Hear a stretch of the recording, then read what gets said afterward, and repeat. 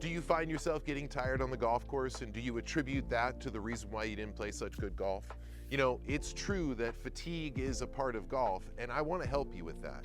You know, a lot of people will feel physical fatigue, but then there's also a mental and an emotional fatigue. Now, I believe the mental and the emotional fatigue has a bigger influence on you than the physical fatigue. And fortunately, it's not that hard to reduce emotional and mental stress on you when you're on the golf course. The first place that mental and emotional stress comes from is you hitting shots that you can't consistently play. Well, what that does to you is while you're standing over the ball, because you don't know what's going to happen, you feel a bit of mental and emotional stress. And then when you hit the shot, if it doesn't work out how you hoped it would be, you now have further mental and emotional stress because you now got to go deal with the bad shot that you hit. And you're going to then compound it by putting yourself in difficult situations. So basically, when you're hitting a shot that you don't have, it's like you're hitting a hero shot. And you have to limit the amount of hero shots that you hit in a round. Just so you know, that's the same thing for any great player. You know, great players, when they're playing their home course, there's only a couple shots that are going to be stressful for them during the round. The rest of the shots, they pretty much have a lock on, which just means this. Doesn't mean they're going to hit them perfect, but the worse they're going to hit them is going to keep them in a safe spot on the course. Now, there's a couple times where you're going to be faced with shots where you don't have much room for failure, and that's going to raise the mental and emotional stress, and it's going to be more of a hero shot. But if you didn't spend the whole day hitting hero shots, you now have the energy to address those specific circumstances. Now, how you reduce that mental and emotional stress is simply like this. I see a lot of you always trying to hit your very best shot, as far as you can and as straight as you can, as close to the pin as possible. And it's as if you guys are trying to play every hole like you're a PGA Tour player, knowing full well that you don't have that capacity. It's as if you're hoping that just for one moment you catch lightning in a bottle and you play the hole perfectly and you make a birdie. Now, that's not how golf is played. Golf is played where you build a set of skills and then you take those skills to the course. And if you have a certain set of skills, a lot of the shots that you're going to face on the course are going to be low stress because you'll know that the worst shot you can hit will still keep you in a safe spot. Now, if that high stress shot is as simple as hitting driver to a wide open fairway and you still feel like you can't pull it off, then don't hit driver. Hit a 3-wood, hit a 5-wood, hit a hybrid. And what's going to happen is you're going to reduce the stress while you're standing over the ball because now you can't get yourself into as much trouble. You might still hit a poor shot. You might hit it offline, but it won't go as far offline because it's not a driver, which has more energy and can make the ball go further offline. So just standing over the ball, you're going to have less stress. And then when you hit the shot, even if you hit it poorly, you're not going to get yourself in as much trouble down the fairway. So now the next shot isn't going to suffer that additional emotional stress. Now, another area that you can help yourself with the mental and emotional fatigue is this. You know, a lot of you around the greens will just play one club. You got to know that that's like a mechanic working on a vehicle with a pair of pliers. There's a reason why you have multiple clubs in your bag. They provide for you different functions. Often that one club that you guys are using from around the greens is your sand wedge or your lob wedge, which, just so you know, hitting sand wedge and lob wedge around the greens is one of the more difficult clubs to play. But when you learn how to hit a variety of your irons from nearby the green, what you do is you reduce the stress on yourself. If you have a tight lie and you're not sure if you're going to hit it solidly, hit a 7-iron or an 8-iron. Play a bump and run. It's very easy to hit the shot solidly.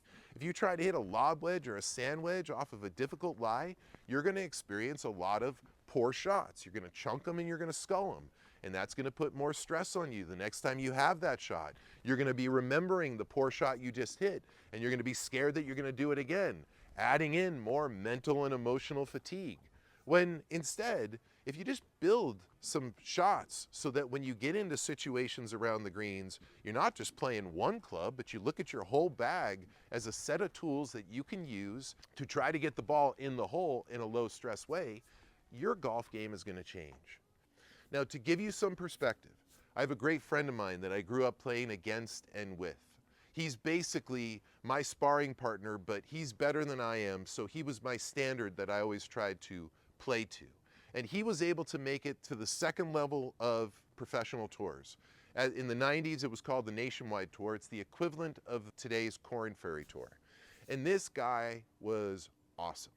For 2.5 years, he couldn't shoot over 67. This is all in tournaments. He couldn't shoot over 67. It was from 67 to 62, and he raked. And he was telling me once about this one course. We were talking about this course that we both played, and he says, you know, that course is just the tee shot on 2 and the tee shot on 12. And I thought to myself, I said, boy, that's interesting. Where's he going with this? And I said, what do you mean? And he says, well, if I hit the tee shot on 2 well and the tee shot on 12 well, all the other shots on the course, I have enough of a lock on where the worst I'm gonna do is still be able to make birdies and pars.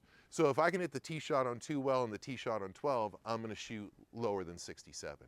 And I thought, you know, that's brilliant. And I thought about it for myself on the same course, and it was 4 shots, the tee shot on 2, 12, and 14 and 15.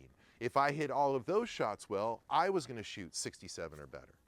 Now, that's how golf is played. And if you think about tour players, at their home course, pretty much every shot they have a lock on. And it's because it's their home course, they're very familiar with it, and it's also not set up like a PGA Tour event.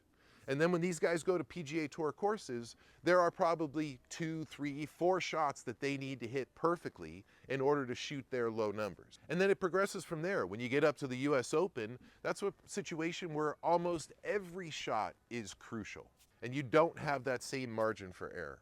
Now, fortunately, you're not playing US Opens at Oakmont. Instead, you're playing your local course. And I want you to think right now at your local course about the shots that you have a lock on. It might be a par 3 on the front 9 and a par 3 on the back 9 where you can consistently hit the green. There might be a few par 4s where even the worst tee shot you hit keeps you in a safe spot, and you're often able to make pars or birdies on that hole. Now, there are other holes out there where you're not able to do the same thing and your skills get exposed. Now, to combat that, this is what you gotta do. First, you gotta build a set of skills on the range before you get to the course. A base set of skills.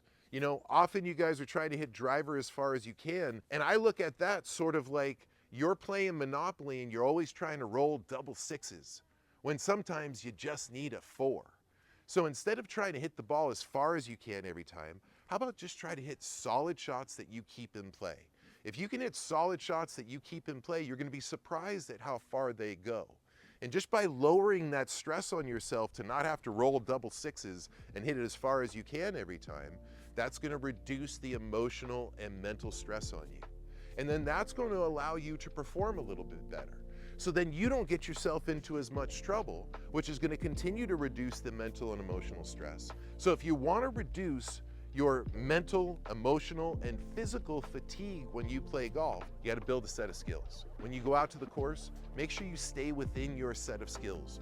Don't hit hero shots. Don't hit shots that you don't have. And then once you do that, you're gonna find that the game gets easier, your scores drop, and your fatigue is no longer an issue. Thanks for watching, and stay connected for more tips and updates by following me on social media. And if you're really serious about improving your game, check out my online golf school, JimVenetosGolfAcademy.com. Right now, golfers are cutting their handicaps in half with the system that I teach. Links in the description below. Don't forget to subscribe. See you next time on the practice.